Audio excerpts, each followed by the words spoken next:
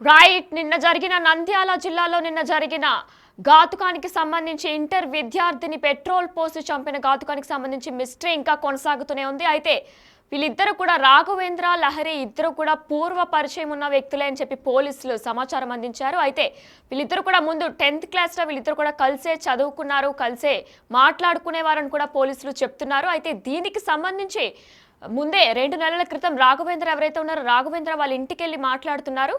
లహరితో మాట్లాడుతున్న సమయంలో అమ్మమ్మ, తాతయ్య కూడా హెచ్చరించినట్లు కూడా సమాచారం తెలుస్తుంది.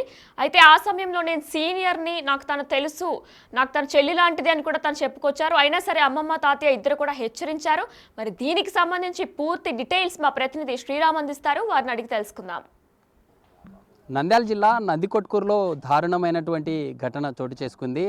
స్థానికంగా ఉండే బైరెడ్డి నగర్ కాలనీ ఏదైతే ఉందో ఈ కాలనీలో ఓ ప్రేమన్మాది తమ ప్రియురాల మీద పెట్రోల్ పోసి తగులపెట్టినటువంటి ఘటన రాష్ట్ర వ్యాప్తంగా కలకలం రేపుతుంది.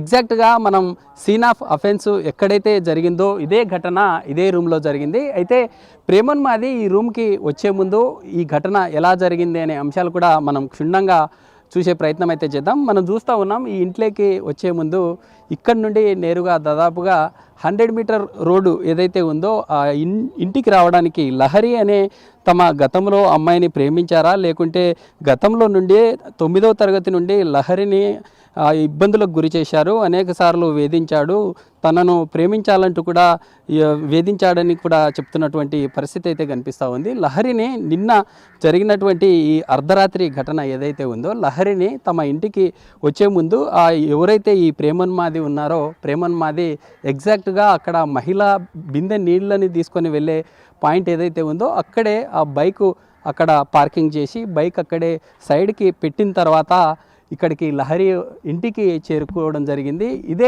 ఈ మార్గం గుండానే తమ ఇంటికి చేరుకున్నట్లుగా కూడా తెలుస్తూ ఉంది. అయితే పోలీసులు కూడా ప్రాథమికంగా ఈ విధంగానే వచ్చారు. ఈ బైక్ అక్కడ పార్కింగ్ చేసిన తర్వాత అక్కడి నుండి నేరుగా లహరి ఏ ఇంట్లో అయితే ఉందో ఆ ఇంటికి చేరుకున్నారని కూడా పోలీసులు కూడా ఇప్పటికే జిల్లా ఎస్పీ వచ్చి ఇక్కడికి సందర్శించినటువంటి పరిస్థితి అయితే కనిపిస్తూ ఉంది. అయితే లహరి నంద్యాల జిల్లా రామలకోట గ్రామానికి చెందినటువంటి లహరిగా పోలీసులు నిర్ధారించడం జరిగింది. అయితే ఈ ప్రేమన్మాది ఎవరైతే ఉన్నారో లహరికి తమ గ్రామానికి కలగొట్ల గ్రామం అనే ఆ 2 గ్రామాల మధ్య పుల్లగుమ్మి అనే గ్రామం ఉంటుంది. ఆ 2 గ్రామాల మధ్య 10 కిలోమీటర్ల డిస్టెన్స్ మాత్రమే ఉంటుంది. అక్కడి నుండి గతంలో ఏదైనా ఇద్దరి మధ్య ప్రేమ వ్యవహారం నడిచిందా అనే కలహాలు కూడా చాలా సస్పెన్స్గా మారినట్లుగా తెలుస్తూ ఉంది. అయితే ఇదే ఇంట్లో మనం చూస్తూ ఉన్నాం. ఈ ఇల్లు ఏదైతే ఉందో లహరి తమ అమ్మమ్మ దగ్గర ఇక్కడే చదువుతూ ఉంది. ఇంటర్మీడియట్ 2వ సంవత్సరం చదువుతున్నటువంటి స్థానికంగా నందికొట్కూరులో ఉండే ఈ 2వ సంవత్సరం కాలేజీలో చదువుతూ ఉంది. ఇక్కడే తమ అమ్మమ్మ తమ తాతతో ఇక్కడే ఈ ఇంట్లోనే ఉండడం జరుగుతుంది. అయితే ప్రతిరోజులానే ఇక్కడే తమ అవ్వ తాతల దగ్గరే చదువుకొని రోజు ఉదయం లేచి ఎర్లీ మార్నింగు చదువుకోవడం కోసం పక్కనే ఉన్నటువంటి ఒక రూము అయితే ఉంది. అయితే చిన్న రూమ్ ఏదైతే ఉందో ఈ చిన్న రూమ్లో రోజు మాదిరిగానే చదువుకోవడం కోసం ఇక్కడే చదువుకుంటుంది అని కూడా తమ పేరెంట్స్ చెప్తా ఉన్నారు. తమ అమ్మమ్మ చెప్తున్నటువంటి పరిస్థితి మనం విజువల్లో చూస్తూ ఉన్నాం కదా.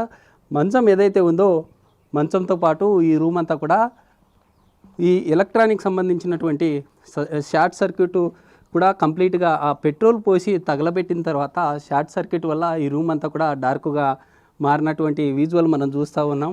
అయితే లహరిని మొదటిగా ఆ ప్రేమన్మాది 3:30 ఆ ప్రాంతానికి చేరుకున్నారని కూడా చెప్తున్నటువంటి పరిస్థితి. చేరుకున్న తర్వాత ఆ పెట్రోల్ పోసి తగలపెట్టారా లేకుంటే షార్ట్ సర్క్యూట్ జరిగిందా అనే కోణంలో కూడా ఫోరెన్సిక్ సంబంధించినటువంటి అధికారులు కూడా ఇక్కడికి చేరుకొని ఇక్కడ ఉండే వాటిని కొన్ని ఎక్విప్మెంట్స్ని సేకరించి ల్యాబ్కు కూడా పంపించినట్లుగా తెలుస్తూ ఉంది. అయితే దీని సంబంధించి పోలీసులు కూడా పూర్తి స్థాయిలో దర్యాప్తు చేస్తూ ఉన్నారు. ఎందుకంటే ఆ ప్రేమన్మాది ఇద్దరు గతంలో ప్రేమించుకున్నారా అంటే ప్రేమించుకున్నటువంటి క్రమంలో పెద్దలు ఒప్పుకోలేనటువంటి పక్షంలోనే ఇలా ఇద్దరు ఆత్మహత్య చేసుకోవాలనేటటువంటి ఆలోచన విధానంతో ఏదైనా ఉన్నారనే కోణంలో కూడా పూర్తిగా పోలీసులు వీటిని సేకరిస్తూ ఉన్నారు. ఎందుకంటే లహరిని ఇక్కడే ఇదే రూమ్లోనే పెట్రోల్ పోసి తగలబెట్టిన తర్వాత అంటే ఇద్దరు అలా చేసుకోవాలనుకున్నారా, ఒకవేళ చేసుకోవాలనుకుంటే ఈ రూమ్ సంబంధించినటువంటి డోర్ ఏదైతే ఉందో చాలా సింపుల్గానే ఉంది. ఈ డోర్కు సంబంధించి లహరిని పెట్రోల్ పోసి అంటించిన తర్వాత అతనికి కూడా ప్రమాదశాత్తు అతనికి కూడా అంటుకోవడం జరిగిందా, లేకుంటే ఇద్దరు ఆత్మహత్య చేసుకోవాలనేటటువంటి కోణంలో కూడా చూశారు. అయితే ఇదంతా 3:34 ఆ ప్రాంతంలో జరిగింది. అక్కడి నుండి కొంత ఈ డోర్ ఏదైతే ఉందో డోర్ సంబంధించినటువంటి రాయి బలంగా ఇక్కడ ఉండే ఈ ఏదైతే వాకిలి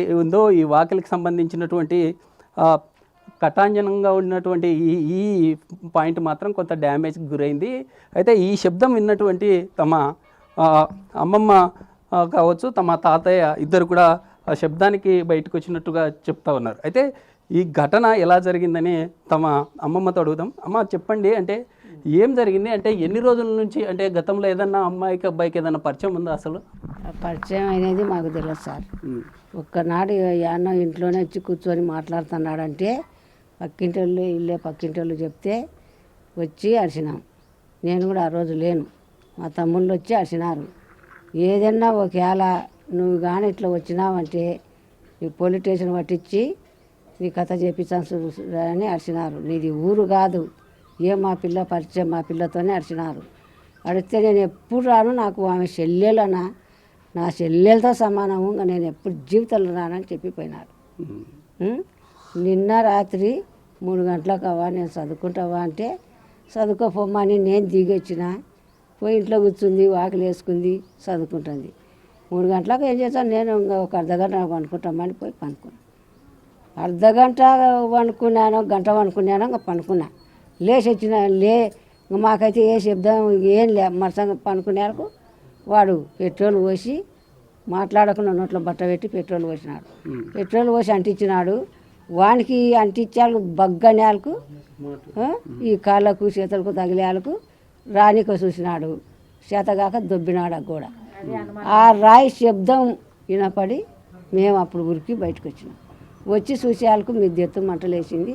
మంటలు ఆ పిల్ల కాలుతుంది. వాడు వచ్చి ఇడవనుకున్నాడు, మా ముందర వచ్చి ఇడవనుకున్నాడు. అంటే లహరి మంటల్లో కాలుతూ ఉండే టైంలో మీరు చూసారా? అంటే చూసినాం, మంటలో కాలుతుంది. ఊరి అనలే, ఆ అనలే, అమ్మ అనలే, ఏమనలే, కాలుతుంది ఊరికి.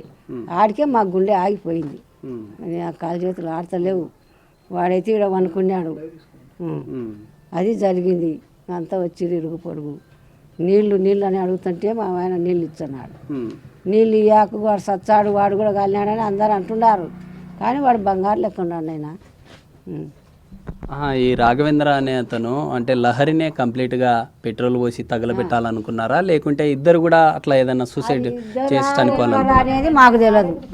వాడు పెట్రోల్ పోసుకొని తగలబెట్టేటోడు, వాడు బయటికి రాడు, గడదీయడు. ఇద్దరు చచ్చారు దాంట్లోనే. వాడు చంపి బయటకు వచ్చినాడు, ఒక్కదానికి పోసి బయటకు వచ్చినాడు. కాకపోతే శక్యం కాక వానికి అంటుకుంది. కానీ ఎంబడే వాకిలు వేయకుంటే వాడు పారిపోవు సార్. గడ పెట్టుకోకుంటే పారిపోవు. గడ పెట్టినందుకు వాడు నిలబడిపోయినాడు. ఒకరొక కాలింది. ఆ శబ్దానికి మేము వచ్చేందుకు ఈయనేమనుకున్నాడు.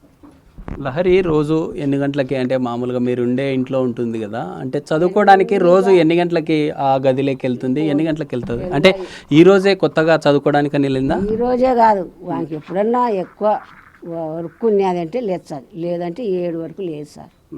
7 వరకు మాకనే అనుకుంటారు. శనివారం పోలే, ఆ రోజు చెప్పింటారు కదా, అదే ఆ పిల్ల దాంట్లో పెట్టింది ఫోన్లో. చదువుకుంటావా అని లేచి వచ్చింది అంతే. లేకుంటే రోజు ఆ రూమ్లో ఏకునా మునేపునా రూమ్లో చదువుకోదు. తెల్లగా అయినా కానీ చదువుకుంటారు. అంటే మీరు 3:30-4 గంటలకి లేచి ఆ రూమ్లోకి చదువుకోవడానికి వెళ్ళారంటున్నారు. అంటే తర్వాత మరి మీరు వెళ్ళి పడుకోవడం జరిగింది. పడుకున్న తర్వాత లోపలికి వెళ్ళి చదువుకుంటుంది లేదా ఏం చేస్తుందని అలా ఏమన్నా చూడడం ఏదైనా జరిగిందా మీరు? లేదు సార్, లేదు సార్. పొద్దుని చెప్పకూడదు. నేను పనికి పోయి ఇచ్చిన సార్, పొద్దుముకులు పనికి పోయి ఇచ్చిన. నేను పనుకొని నిద్రపోయి నేను లేచా 5 కరెక్ట్గా లేచా. 4కే జరిగింది సార్ ఇది. ఎప్పుడు ఏకున లేయడం మునాకున అట్లా లేయదు. 10 వరకు చదువుకునే నేను ఆమె కానే ఉంటా. ఉండి పోయి ఇంట్లో పోయి ఇద్దరం అనుకుంటాం, ముసలోడు ముగ్గురం ఇంట్లోనే అనుకుంటాం. ఆమె శనియో ఏం కథనో వాడు సావనికే వాడు సంపనికనే వచ్చినాడు చూడు సార్. అంటే ఈరోజు ఉదయం తెల్లారుజామున లహరి మీతో ఏమని మాట్లాడింది, లాస్ట్గా ఏం మాట్లాడిందమ్మా? లాస్ట్కి ఏం మాట్లాడలే, అన్నం తిన్నాము. ఇంకా వాళ్ళ అమ్మకు వాళ్ళ బాబాయికి అందరికి ఫోన్లు చేసింది, కూర తెచ్చిండే తిన్నాము, ఇంకా పండుకున్నాం సార్. అంతే, ఏం మాట్లాడ. వాళ్ళమ్మ కూడా పనింది ఈరోజు వద్దులేమ్మగా నాకు పనిందని వాయి కూడా మాట్లాడలేదంట. లేదంటే రోజు ఇడే కాళ్ళు మాట్లాడుతుండే. ఇంతే సార్ జరిగింది. అంటే మీ కూతురుతో నిన్న వీడియో కాల్లో మాట్లాడి ఏం మాట్లాడడం అట్లా ఏదన్నా జరిగిందా? నిన్న మాట్లాడుతుంది, నిన్న ఒకనాడు పనిందని వాయి మాట్లాడలేదు. మాట్లాడలేదు, అది ఏడ్చాను సార్ వచ్చి. నిన్న మాట్లాడుతుంటే నిన్ననే నేను మాట్లాడకపోతే. అయితే మరి కొంతమంది స్థానికులు ఉన్నారు. అమ్మ చెప్పండి, అంటే లహరి మీ రిలేషనే కదా, అంటే ఎలా ఉండేవారు? అంటే గతంలో ఏదన్నా మైనర్ సంబంధించినటువంటి వాళ్ళ క్లాస్మేట్స్తో కూడా వచ్చి అట్లా ఏదన్నా మాట్లాడేదా, లేకుంటే ఎలా ఉండేవారు? నాకైతే తెలియదు సార్, మాకైతే తెలియదు. అంటే అమ్మాయిలతో వచ్చి మాట్లాడడం కానీ అట్లా ఎట్లా ఎలా ఉండేవారు? మా సాయిబాపేట మా పాప డౌట్ అనేది లేదు చూడు, మా పాప వజ్రము, ఇంకా భగవంతునికి తెలుసు సార్. అంత చిన్న పాప సార్, ఆ పిల్లోనికి ఎట్లా ఇదైందో ఫోటోలు చూస్తేనే ఇంత చేతులు ఉన్నాయి. ఏం అట్లా చేయకపోతే ఏం సార్? ఒకవేళ ఏదన్నా ఉన్నా ఈ పాప అయినా చెప్పొచ్చు, ఈ పాప కూడా చెప్పలేదు. ఇది మొత్తం మనం చూస్తూ ఉన్నాం కదా, లహరి చదువుకునేటటువంటి బుక్స్, ఈ బుక్స్ అంతా కూడా గతంలో జెడ్పిహెచ్ఐ స్కూల్ రామల్లకోటలో 2022-23 బ్యాచ్లో లహరి తమ స్నేహితులతో కావచ్చు గ్రూప్ ఫొటోస్ని కూడా మనం విజువల్లో చూస్తూ ఉన్నాము. అయితే లహరి ఈరోజు తెల్లవారుజామున తమ ఇల్లు ఏదైతే ఉందో ఆ ఇంట్లోనే చదువుకోవడం కోసం తమ అమ్మమ్మ డోర్ తెరిచిన తర్వాత చదువుకోవడం కోసం పక్క రూమ్లోకి వెళ్ళారు. పక్క రూమ్లోకి వెళ్ళిన తర్వాతనే ఇదంతా జరిగిందంటూ కూడా చెప్తున్నటువంటి పరిస్థితి అయితే కనిపిస్తూ ఉంది. అయితే ఇప్పటికే పోలీస్ అధికారులు కూడా పూర్తిగా ఇక్కడికి చేరుకోవడం జరిగింది. చేరుకొని ఇక్కడ జరిగినటువంటి సీన్ ఆఫ్ అఫెన్స్లో భాగంగా ఎలా జరిగిందనే కోణంలో కూడా ఫోరెన్సిక్ సంబంధించినటువంటి కొన్ని ఏవైతే ఎవిడెన్సెస్ ఉన్నాయో వాటిని కూడా సేకరించినట్టుగా తెలుస్తూ ఉంది.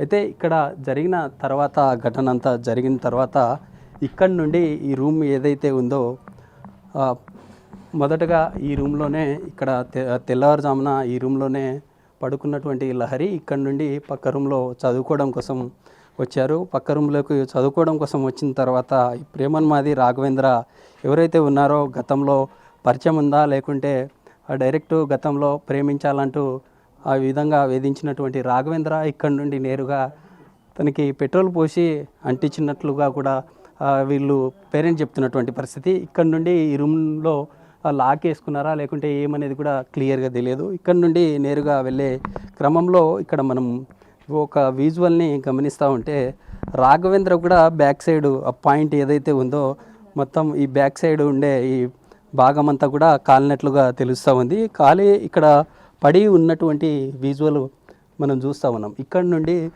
నేరుగా ఇదే ఈ రోడ్డు మార్గం గుండానే ఇక్కడ నుండి స్థానికుల సహాయంతో ఇక్కడే కొంత అందరూ కూడా దేహశుద్ధి చేసి ఇక్కడ నుండి పరారైనట్లుగా కూడా భావిస్తూ ఉన్నారు. అయితే ఇక్కడ ఎలాంటి అవాంఛనీయ ఘటనలు చోటు చేసుకోకుండా పూర్తి స్థాయిలో పెద్ద స్థాయిలో స్థానికంగా ఉండే పోలీసులతో పాటు పక్క ఉండేటటువంటి ఫోర్స్ను కూడా పూర్తిగా ముమ్మరంగా చేసినటువంటి ఘటన అయితే ఇప్పుడు రాష్ట్ర వ్యాప్తంగా కలకలం రేపుతుంది అని చెప్పుకోవచ్చు. అయితే బాధిత సంబంధించినటువంటి మైనర్ సంబంధించిన బాలిక కుటుంబాన్ని ప్రభుత్వం ఆదుకోవాలని కూడా వీరు కోరుతున్నటువంటి పరిస్థితి అయితే కనిపిస్తూ ఉంది.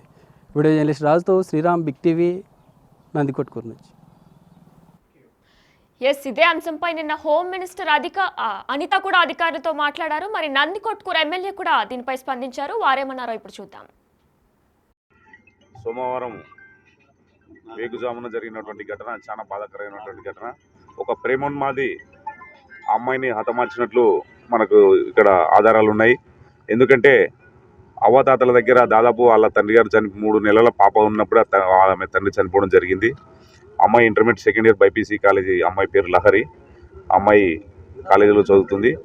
ఆ పిల్లవాడు కూడా వెల్దుర్తి మండలం చెప్పిన రామల్లకోటకు చెందినటువంటి వ్యక్తిగా ఉన్నాయి. కలుగుట్ల ఈ అమ్మాయిది కలుగుట్ల, అమ్మాయిది రామల్లకోట అనేది. కాబట్టి ఇవన్నీ కూడా సంఘటన ఏ విధంగా జరిగింది, ఏం కథ అనేది అవ్వాతాతలు ఒక రూమ్లో ఉన్నారు, అమ్మాయి సపరేట్ ఒక రూమ్లో పడిపోయింది. ఏం జరిగింది అనేది పోలీసులు ఇన్వెస్టిగేషన్ స్టార్ట్ చేశారు. స్టార్ట్ చేసిన తర్వాత పూర్వాపరాలు ఏందనేది త్వరలోనే వెల్లడిస్తాం. బాధిత కుటుంబానికి ఏదైతే ప్రేమోన్మాది చేసినటువంటి సంఘటన చాలా బాధాకరమైన సంఘటన. అటువంటి సంఘటనలు జరగకుండా మా ప్రభుత్వం వచ్చిన తర్వాత ఉక్కుపాదంతో నలిపేయాలనే ఒక ముఖ్యమైన ఉద్దేశంతో ఉన్నాం. ఈ సంఘటనలు పునరావృతం కాకుండా మా ప్రభుత్వం గట్టి చర్యలు చేపడుతుందని తెలియజేస్తున్నాం. ఎస్, మరి మనం విజువల్స్ ఇవన్నీ చూసుకున్నట్లయితే కూడా రాఘవేంద్రకి లహరికి కూడా ముందు నుంచి పరిచయం ఉన్నట్లు తెలుస్తుంది. అయితే ఇంటర్ ముందు నుంచి కూడా వీళ్ళిద్దరికి పరిచయం ఉన్నట్లు తెలుస్తుంది. ఆల్రెడీ రాఘవేంద్ర లహరిని కలవడానికి వెళ్ళినప్పుడు అమ్మమ్మ తాతయ్య ఇద్దరు కూడా హెచ్చరించినట్లు కూడా అమ్మమ్మ విజువల్స్లో మనం చూసాం. అయితే అప్పుడు ఆయన తను నా జూనియర్ అని, నేను తన సీనియర్ అని జస్ట్ నార్మల్గా మాట్లాడడానికి మాత్రమే వచ్చాను, తను నాకు చెల్లి లాంటిది అని కూడా చెప్పుకొచ్చారు అని చెప్పి వాళ్ళ అమ్మమ్మ చెప్తున్నారు. అయితే పోలీసులు కూడా వాళ్ళిద్దరికీ ముందే పరిచయం ఉన్నట్లు తెలుస్తుంది. ఇద్దరు ప్లాన్ చేసుకునే ఈ ఘాతుకానికి పాల్పడ్డారు అన్నట్లు పోలీసులు దర్యాప్తు కూడా చేస్తున్నట్టు తెలుస్తుంది. అయితే రాఘవేంద్ర పరిస్థితి కూడా విషమంగా ఉన్నట్లే తెలుస్తుంది. మరి దీనికి సంబంధించిన అప్డేట్స్ కొనసాగుతూనే ఉంటాయి. Stay with us.